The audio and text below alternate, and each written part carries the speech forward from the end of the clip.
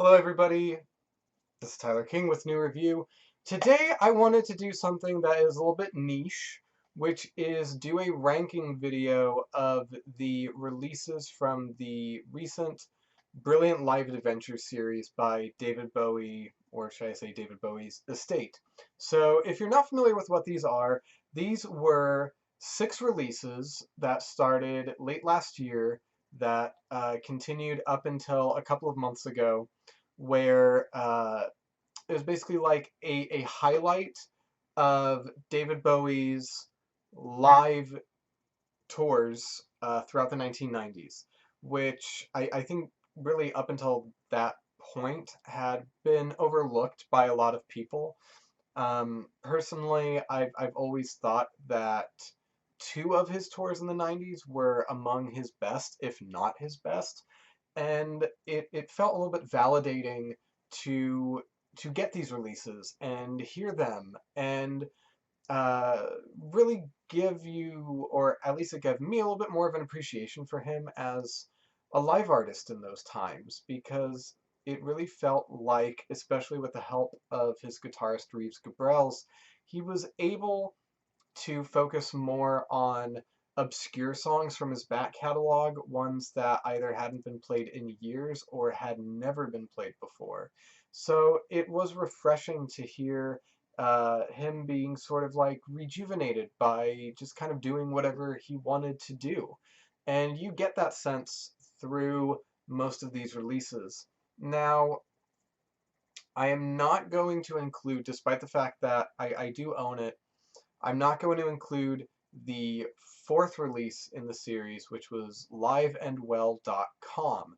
And the reason why is because it is, for all intents and purposes, a reissue of a CD that was released to, I want to say, David Bowie fan club members in 2000 or 1999, around that time. And it's a collection of songs recorded during the Earthling tour. And it is a great release. I think that if I were to include it, it might be my number one. And it doesn't hurt that it has pretty much all of my favorite songs from the Earthling and Outside album on it, so that might be why I love it so much. But it felt unfair putting it with the other 5, because the other 5 are all new releases. And I really wanted to focus on those because I have had, and anyone who has heard it, have had years to listen to liveandwell.com, whereas these more recent ones are new. Unless you are the kind of fan who listens to live recordings, in which case you have probably heard some or most or all of these shows before. And if you have, more power to you. I had not heard these 5 before, so all 5 of these were a surprise to me. Uh, Now, how it was set up, the Brilliant Live Adventures, was that there were 2 releases for the tour from Outside, 2 from the tour for Earthling, including liveandwell.com, and then 2 from the tour for Hours, which was a very short club tour. I think only something like a dozen or less dates. And so let us start there with my number 5 pick, Something in the Air, which was released digitally last year on streaming services, and then the vinyl release was this year. This is the only one that I wasn't able to get on vinyl, which is fine because it is one that I had heard on Apple Music, and it doesn't really do much of anything for me. I would say Hours is easily within my bottom maybe 3 David Bowie albums, and the live versions of some of the songs aren't much better. I also hate the female backing vocalists, especially on songs like Always Crashing in the Same Car. I do like the inclusion of the song Repetition, which is one that he didn't play very often. And yeah, which is also kind of weird because by this point Reeves Gabrels was no longer in David Bowie's live band, but he did still want to dust off older songs such as Can't Help Thinking About Me, which are on this and the Live at the Kitkat Club album, which is the other one taken from the Hours tour. Uh, I just think that the performances aren't great. It is not from what I consider a particularly interesting period of David Bowie's career, and it's just not one that I really come back to. And most of the same can unfortunately be said also for my number 4 spot, which is Live at the Kit Kat Club. Um, Now, this one did have a bit of a controversy behind it because this is not the full set. It only has 2, 4, 6, 8, 10, 12 songs on it.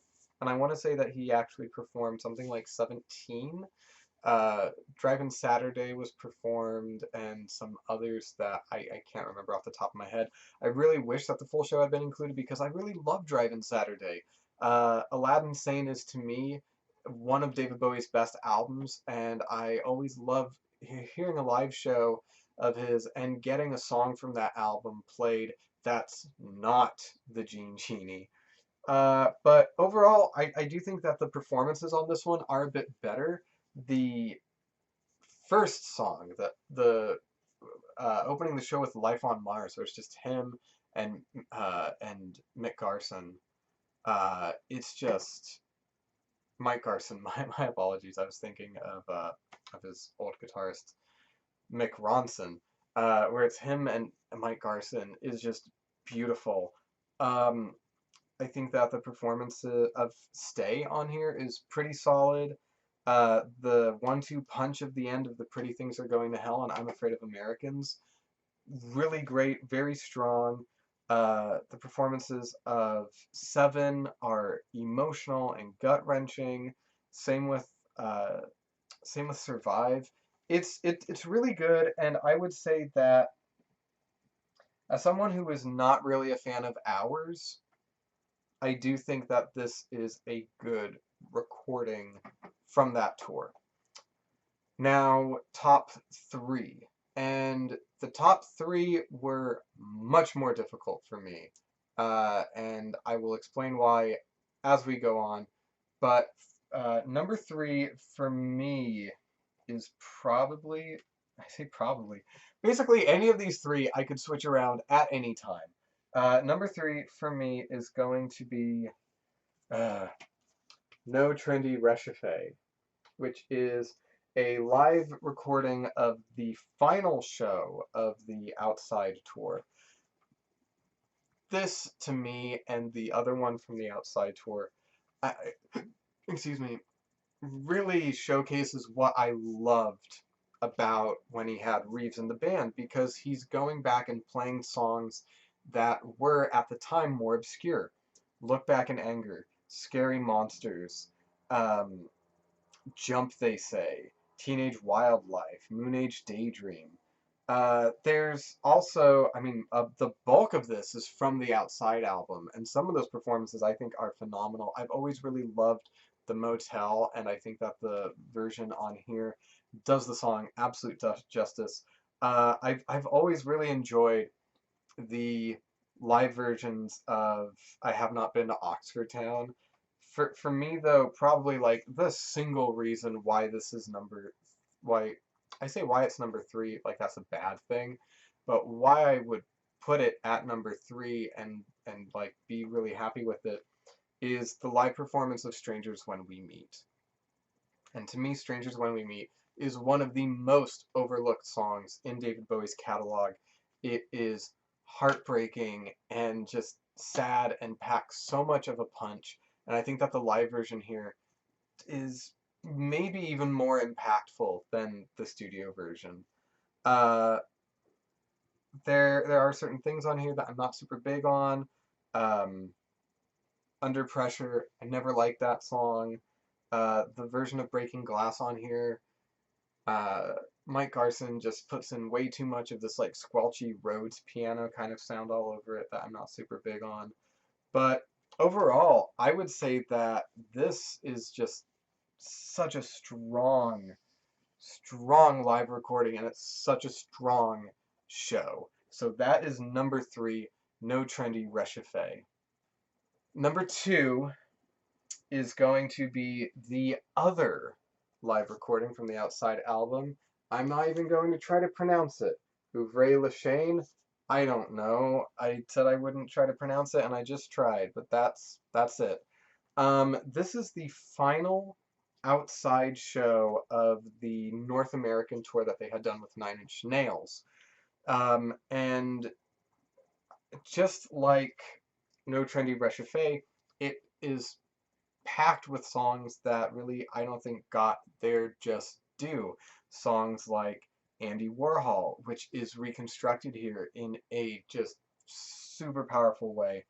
Um, we get again The Man Who Sold the World, Joe the Lion from Heroes, which had never been played live before this tour, uh, and a phenomenal cover of the Scott Walker song Night Flights. I would say that at least as far as like sound quality goes, I think this is the best sounding of the series. Um, I mean, and just everything is so stacked. And I also love on here the inclusion of the title track Outside, which would also be, much like Strangers When We Meet, a very, very underappreciated David Bowie song in my eyes. And also I'm Deranged. It is very fresh that each of these releases has at least like one song that is specific to that release. And here, I mean, gosh, also the version of Breaking Glass on here is just so phenomenal. It really is Bowie and his band at the top of their game. And it also is one of the last shows they played with Carlos Alomar in the live band, who had been part of David Bowie's band since I want to say Young Americans. And so for that reason, I think the two recordings from the Outside album are definitely from the Outside tour are definitely worth listening to if you are a David Bowie fan. I mean, obviously just listen to them anyways because they're great. And so that means that my number 1 spot is going to be Look at the Moon. This is live at the Phoenix Festival in 1997 for the Earthling tour. And I had done a review of this on its own, and initially in my review, I was a bit disappointed. I was disappointed in the sound quality, I was disappointed in the performances, I didn't think that there was very much energy to it, and re-listening to it, I really think I was wrong on all of those counts. This is just a phenomenal, phenomenal set list. Opening with Quicksand is such a ballsy, ballsy move. And I love it when the rest of the band kicks in under him towards the end of it. Uh, Fashion gets a very much revamped reworking here. Fame, which is a song I've never really cared for, here it just blows me away. Um, White Light, White Heat cover is pretty good, but for me, oh man, Side 6, Oh Superman, that cover of the Laurie Anderson song with Gail Ann Dorsey on lead vocals is just one of the best things I've heard all year that's been released. And the version of Stay on here, which is done in a more quote unquote industrial style a la the album Earthling, it's it's almost my favorite version of the song. And you know that's without mentioning all the songs from Earthling and Outside that are on here. You know, again, we still got Under Pressure, whatever. But Dead Man Walking, despite the fact that it ends way too soon, is great. Halo Space Boy, The Heart's Filthy Lesson, I'm Afraid of Americans, Battle for Britain, 7 Years in Tibet.